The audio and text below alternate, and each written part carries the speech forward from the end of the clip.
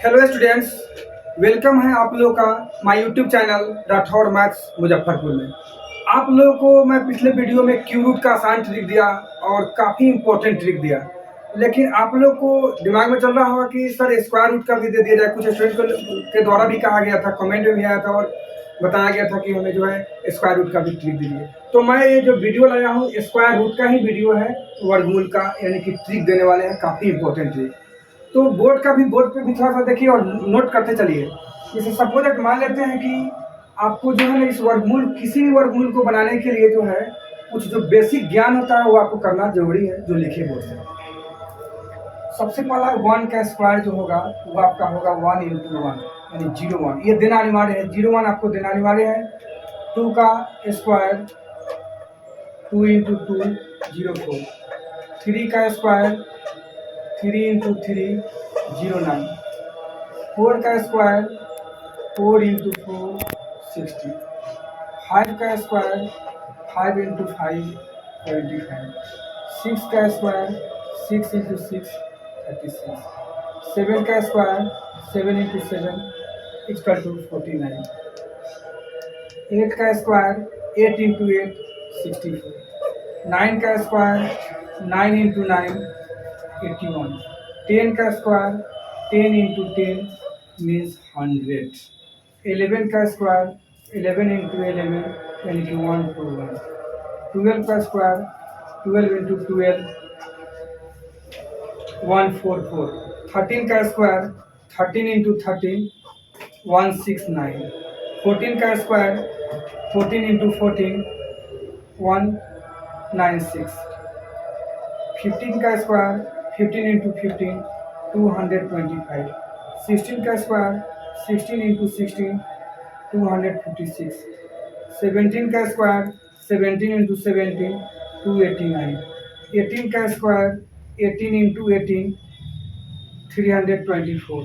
19 का square 19 × 19 361 and 20 का square 20 × 20 400। तो देखिए ये आपका क्यूब रूट है, स्क्वायर रूट है, सॉरी स्क्वायर रूट है। लेकिन आपको इससे पहले वाले जो वीडियो था वो क्यूब रूट का था, तो इसमें जो है आपको 20 तक रिमेंबर रखिएगा, याद रखिएगा। 20 तक अगर याद है तो काफ़ी तेज़ी से उस स्क्वायर रूट को बना दीजिएगा। तो इसमें भी कुछ वर्किंग रूल होता है, उस वर्किंग रूल को नोट कर लीजिए। Working rule 1। वर्किंग रूल जो 1 है आपका वह है 0 और 5। 0 5 ये दो ही डिजिट ऐसा है जो नो चेंज में है, नो चेंज में है, ये नो चेंज में है। अर्थात कहने का अर्थ यह है कि यूनिट प्लेस पे अगर 0 या 5 आता है तो आंसर के रूप में उसी को लिख दीजिए, इसीलिए नो चेंज यहाँ लिखा हुआ है। अगर 0 या 5 अगर यूनिट प्लेस पे आता है तो आप उसको आंसर के रूप में उसी को लिख दीजिए, तो ये आपका क्या हो जाएगा, नो चेंज में, इसलिए आंसर वही होगा। लेकिन बहुत सारे ऐसे भी डिजिट आएंगे जो चेंज में होते हैं, उसी को आपको एक्सप्लेन करना है यानी समझना है। तो आपका वर्किंग रूल 2 है कि ये मान लेते हैं कि यूनिट प्लेस पे अगर 2 आता है तो 2 का संबंध किससे है, तो याद रखना है। अगर यूनिट प्लेस पे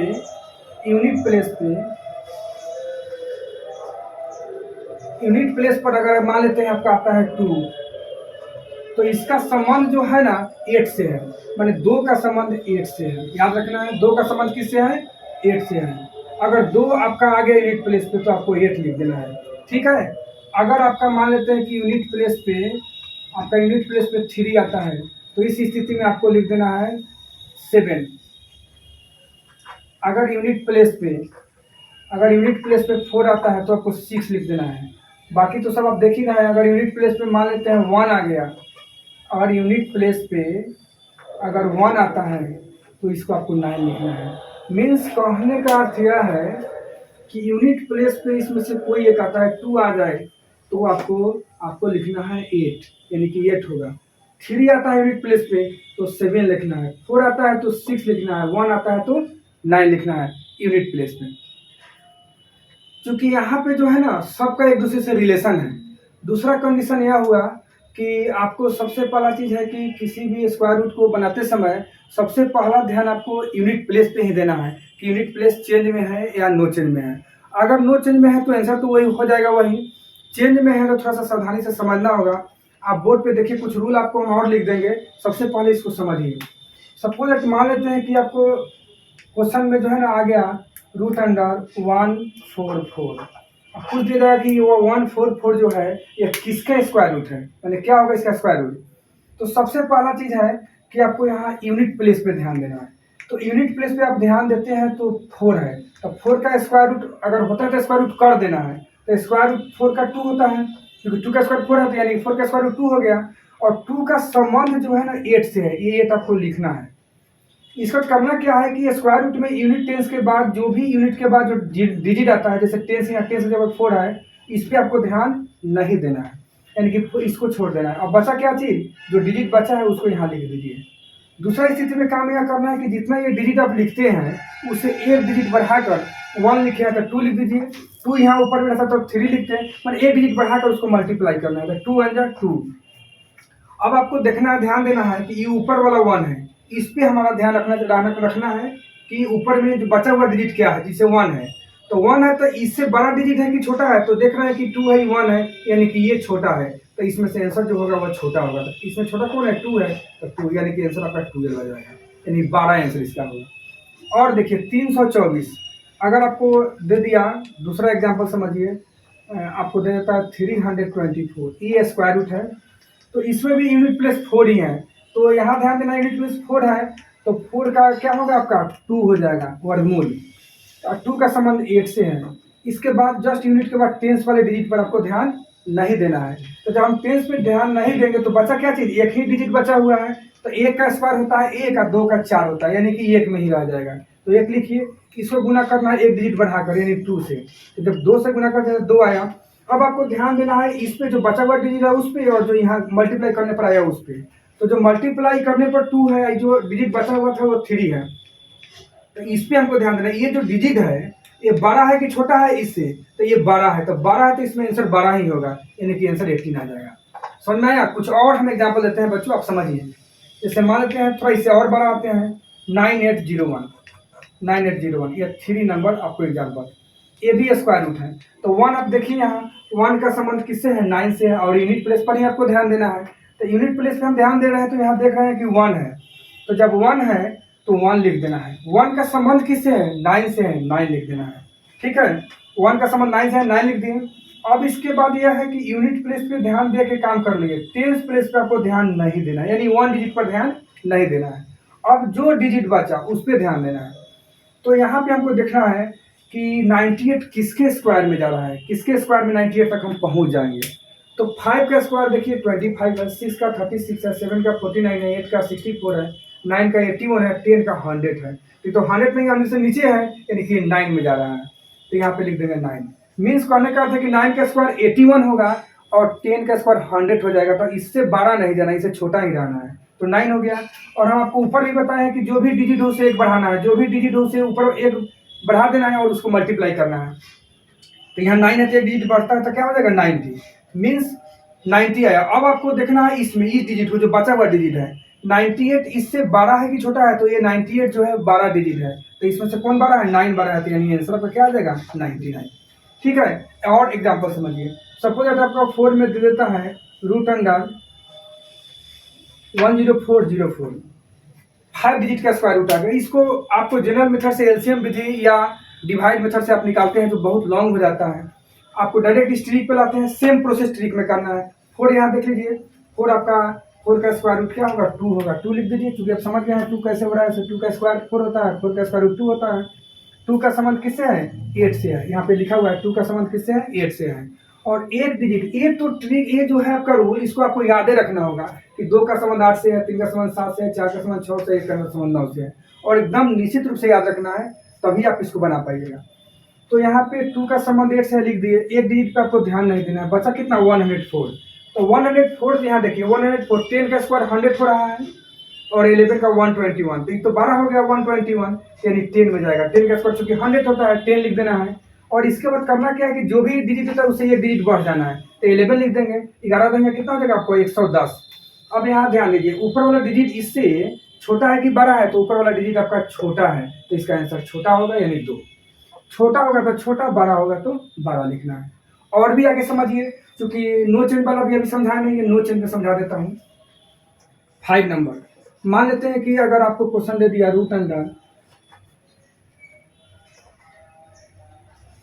45 56 25, नो चेंज में देखिए। तो यहाँ पे देखिए यूनिट प्लेस क्या है, यूनिट प्लेस 5 है। सबसे पहले जो आपका ध्यान देना है बच्चों, यूनिट प्लेस पे ही ध्यान देना है कि यूनिट प्लेस क्या दिया हुआ है। तो यूनिट प्लेस आपका 5 है, ठीक है। तो यूनिट प्लेस 5 है, तो यहाँ देखिए यूनिट प्लेस 5 नो चेंज में है, तो यहाँ 5 आपको लिख देना है, लिख दिए। इसके बाद जस्ट 1 डिजिट पे ध्यान नहीं देना है। 56 आया है, तो 56 किसके स्क्वायर में जा रहा है, तो यहाँ से आप क्लियर कीजिए। 7 का स्क्वायर 49 होता है, 8 का स्क्वायर 64 होता है। तो 64 आप लिख नहीं सकते हैं क्योंकि 56 है, छोटा है। हाँ 49 लिख सकते हैं। तो 49 किस में गया, 7 में, यहाँ पे 7 लिख देंगे, यही आपका आंसर हो गया। इसमें तुलना इस तरह से नहीं करना है क्योंकि ये नो चेंज में है, तो नो चेंज वाले का तुलना नहीं करना होता है। इससे भी थोड़ा और बड़ा डिजिट में आते हैं। सपोज मान लेते हैं आपको दे दिया 110 25, इसको स्क्वायर रूट बोलते हैं। तो 110 25 दे दिया, तो फिर तो यहाँ देखिए कि 5 नो चेंज में है, तो जब 5 नो चेंज में है तो 5 लिखना है। नो चेंज वाला स्क्वायर रूट बहुत ही सिंपल होता है, क्योंकि उसको तुलना नहीं करना होता है। तो 5 लिख दिए। फिर आपको ये डिजिट पर ध्यान नहीं देना है। आपका कितना आया, 110 आया। तो 110 किसके स्क्वायर में जा रहा है, तो यहाँ से आप पकड़िए। 9 का स्क्वायर 81 होता है, 10 का स्क्वायर 100 होता है, 11 का स्क्वायर 121 होता है।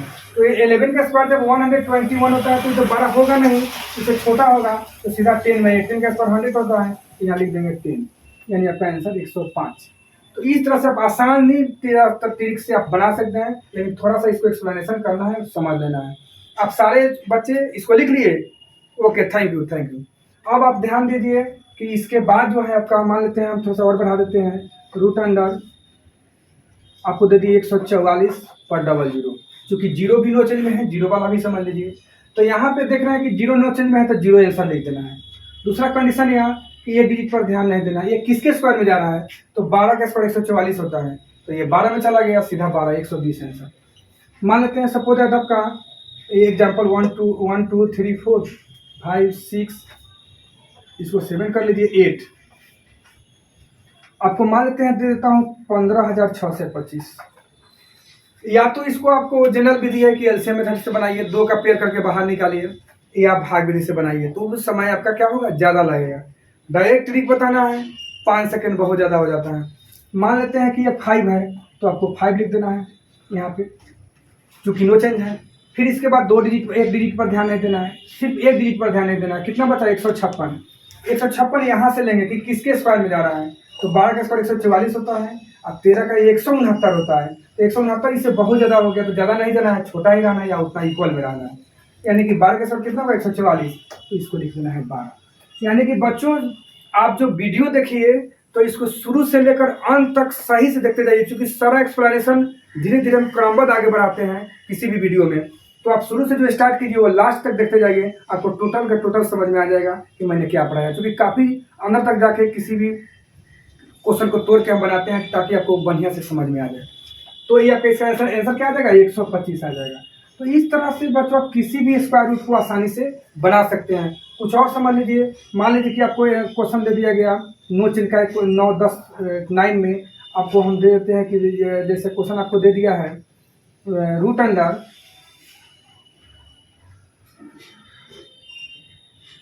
14884, ये दे दिया स्क्वायर रूट। तो ये तो आपका नो चेंज में चेंज में आ गया है, क्योंकि 4 का स्क्वायर रूट क्या हो जाएगा, 2। इसका रिलेशन 8 से है, इसके 1 पर ध्यान नहीं देना है। अब आ जाइए, चूंकि हमको इसलिए बैक लाइन चेंज में ला दिए कि थोड़ा सा दिमाग आपको फिर रिप्लेस करे ताकि आप बढ़िया से समझ लें। तो यह 148 बचा हुआ है ना, तो 148 किस में जा रहा है, तो 12 का स्क्वायर 144 होगा, अब 13 का 169 यानी 12 में जा रहा है, 12 यहाँ लिख दीजिए। अब आपको ध्यान देना है कि ये डिजिट बढ़ाना है, याद रखिएगा जो भी डिजिट ऊपर लिखे उसे एक डिजिट बढ़ा देना है। 13 है, 13 से गुना करिए, 13 दूना 26, 2 और 13 और 2 15, 156 आ गया। अब यहाँ बताइए कि ऊपर वाला जो है 12 भी छोटा है, इससे देखना है, जो आपको मल्टीप्लाई करने पर आया उससे देखना है। तो 156 है, 148 है, तो 148 जो है 156 से 12 की छोटा है, तो आप देखिए कि 148 छोटा है, इसमें छोटा कौन है, 2। यानी कि आपका आंसर क्या आ जाएगा 122। तो इस तरह से आप किसी भी स्क्वायर रूट को बना सकते हैं। एक और 10 कर देते हैं एग्जाम्पल, एक बड़ा और समझ लीजिए। आपको मान लेते हैं सपोज दे दिया रूट अंडर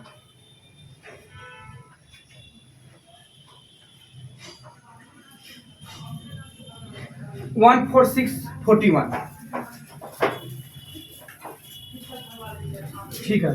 तो सपोज वन क्या है, नो चेंज में है, तो वन का समान 9 है, वन का समान 9 से है, फोर हटा 146, 146 किस में जाएगा, यहाँ से क्लियर कीजिए तो ये 12 में ही जा रहा है, 12 का 144 होता है, 13 का बहुत ज़्यादा हो जाएगा 12। अब 12 को इंटू कर दिए 1 से, एक बढ़ा कर यानी 13, तो ये आपका आ जाएगा 13 26, 2 13 2 156। ऊपर वाला 12 की छोटा है, छोटा ही है, तो क्या आंसर आ जाएगा 121, ये आपका आंसर आया। अब बताइए बच्चों, आप लोग को समझ में आया? ओके, कोई प्रॉब्लम, कोई परेशानी नहीं? ठीक है, ओके, थैंक यू। आप लोग अब इस बोर्ड से टोटल जो एग्जाम्पल आपको समझा सो और पूरा रूल को आप नोट कर लीजिए। हम आपको समय देता हूँ, नोट कर लीजिए। इस तरह से आप लोग को ये वीडियो जो आपको अच्छा लगा है, आप बढ़िया से इसको नोट कर लीजिए और इसको समझिए, चूंकि इससे जुड़ा हुआ क्वेश्चन आपके एग्जाम में, कॉम्पिटिटिव एग्जाम में आते हैं। कॉम्पिटिटिव एग्जाम के आप किसी को जो है ना, किसी भी कंपटीशन को क्वालिफाई करने के लिए, पास करने के लिए इससे गुजरना ही पड़ेगा। या कैलकुलेशन में कर लीजिए या कोई क्वेश्चन दे दे बनाकर। तो आप इस पर ध्यान रखना है, सही से फोकस कीजिए, इसको नोट कीजिए और समझ के इसको डायरी बनाकर लिख लीजिए। आपको यह वीडियो अच्छा लगा है तो आप इसको कमेंट से अब निश्चित करें। अगर वीडियो आप चैनल पे न्यू है तो सब्सक्राइब करें और अपने मित्र को इसको फैलाएं ताकि हमें भी एनर्जी मिले